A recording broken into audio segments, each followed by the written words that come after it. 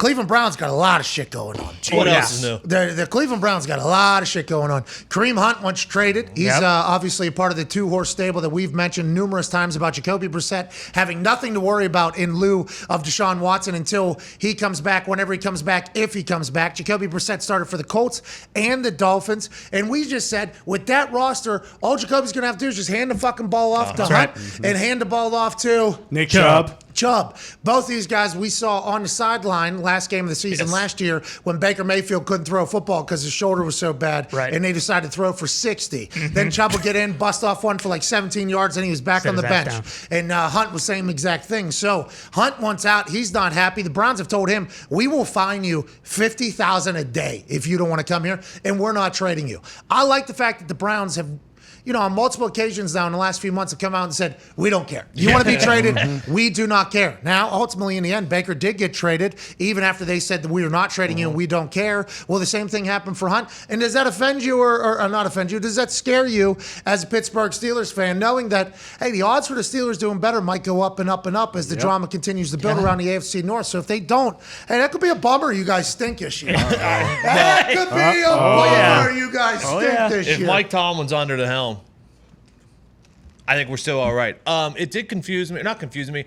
It piqued my interest earlier this year when, if you remember, when they had some injuries last year, Dearness Johnson bust on the scene for Browns, and he had a few good games. What was that, a Thursday Night Football game? Yeah. Case Keenum. And we learned about him. He actually sent videos to teams trying to get signed. Nobody would sign him for a long time. I think he was in the XFL or the USFL, that guy. And then he pops on Thursday Night Football, and boom, this guy had like a hundo or something. So this offseason, they brought him back. I thought maybe I think they extended him or whatever. I thought they may use him as some trade bait because I assume teams would be interested in him. Then they drafted Jerome Ford out of Cincinnati, who was a really good running back. So maybe they saw this Kareem Hunt thing coming. But now, we do have to talk about Kareem Hunt. He signed a deal with the Browns shortly after the incident took place on the security camera that we saw, and they were really the only team that would sign him.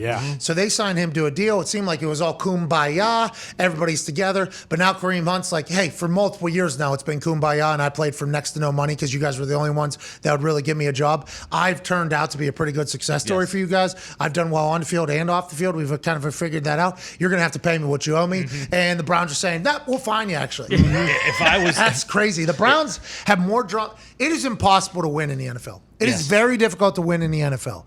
Whenever you add all of this drama and distractions, it's only going to make it worse. So if Stefanski and the boys over there can get a win, I think we will all be mightily impressed. But I think the Browns' odds continue to just look worse and worse for me personally because there's just too much drama, too much shit. All these other teams that are trying to win the NFC, which is loaded. The AFC, look in their own division. The AFC is fucking loaded. You think they're worried about their running back, one of the running backs that's going to be a heavy part of at least the first half of the season, wanting out of there? Do you think they're worried about the quarterback that they just paid $230 million to, maybe inevitably being suspended? No, there's just so much shit that is being added into it. Very talented roster. I have a lot of respect for a lot of the players on that team and how good they are at football. It just seems to be too much shit. And I don't want to rule them out, but I'm ruling the Browns out of contention of anything right now. Too much bullshit. Can't have this much bullshit. And this seems to be a pretty negative way to start the show, me ruling somebody out. But this is me putting over everybody else. The teams that you're not hearing a lot of drama out of, I mean, training camp sucks. Okay? Training camp sucks for everybody. It is a necessary evil. It is a necessary evil. You need it, but it stinks. Everybody hates it. You're back to work. You kind of got to break in. Kiko Alonso, by the way, went back to work and said, nah, I ain't doing this. I'm retiring. I am out of here. So congrats to him on a hell of a career. Kiko. But all this drama, it's all not football. So I feel like winning games in the NFL, you have to have a team that's focused on football, and I don't know if the Browns are. They might surprise me, and I'm sorry, Dog Pound, you're probably thinking the same fucking exact thing. The Dog Pound's probably like, what the fuck, 2 years ago? 2 years ago, we won we win a playoff game against the Pittsburgh Steelers in Pittsburgh. We get rid of that quarterback because everybody hates him. Now we got a quarterback that might be suspended indefinitely. Our fucking running back one's out of here. Why is nothing being talked about on field? Have you seen one Jacoby clip? No. Me neither. Now, that might be because we're not looking hard enough. All the conversation out of Cleveland, which is a roster that is fucking very, very good, is nothing but negativity. I hate it for them, but good luck to everybody else in the AFC because I feel like the Browns are dead. I agree. And do you think they're... For this year. Buffalo Bills need a running back one, I guess. Rojo is gone from the Bucs, so only Lenny Fournette's there. I assume they have other running backs that we don't know about who are going to come on the scene and do very well. That's kind of what the running back position is. Kareem Hunt has officially basically asked for a trade. Josh Jacobs started the Hall of Fame game and got a lot of burn, so everybody's wondering about that situation. What are your thoughts on the state of the running back, and if you think Kareem Hunt will be on the move? Because Stefanski and Andrew Berry has said, we're not fucking trading you, and we'll fine you $50,000 a day, goddammit. It's awesome. It's awesome to see. That's a hell of an incentive to show up. But I think he's getting like over 6 this year at the running back position, which is decent. But he looked around. I gave $230 to Deshaun. You paid the tight end Njoku. You paid Denzel Ward, obviously, this offseason. So Kareem Hunt, obviously, if you're going forward with Jacoby, you expect that team to lean on that backfield a lot, at least early on in the season. So he's looking around for a little more financial security. Obviously, a tough position, very short shelf life at that running back position. And Kareem Hunt is an absolute dog, so he knows his value. But I think, just like you said, he'll be there. He'll be in Cleveland. Andrew Berry, Stefanski said it's not happening. Didn't they decline Baker's trade request too? Oh, yeah. Once he makes, so this is how they do business. So he'll be there.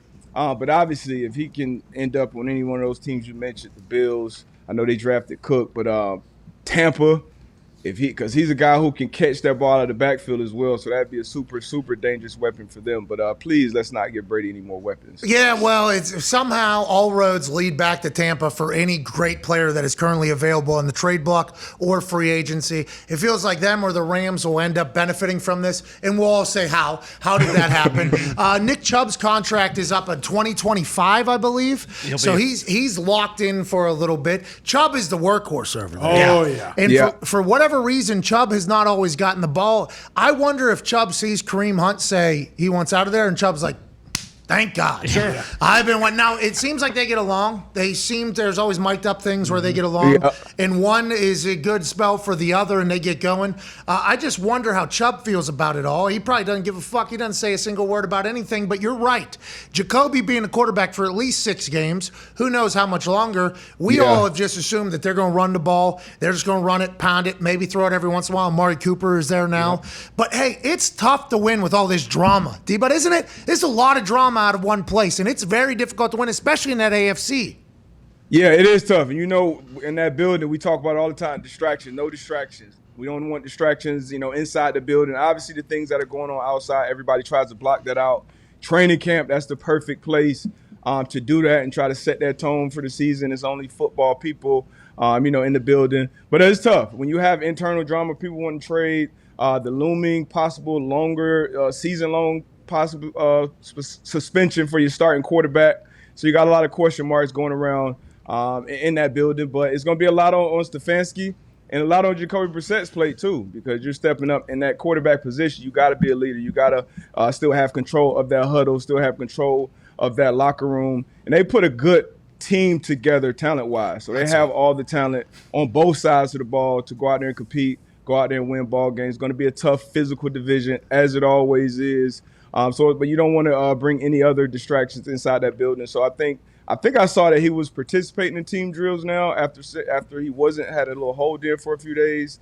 But hopefully they get that figured out sooner or later, because they are going to need both of those guys. Chubb, he's finished second a couple times at the rusher title, but he's one of those guys nobody wants to see in the open field. And Kareem Hunt's a problem as well.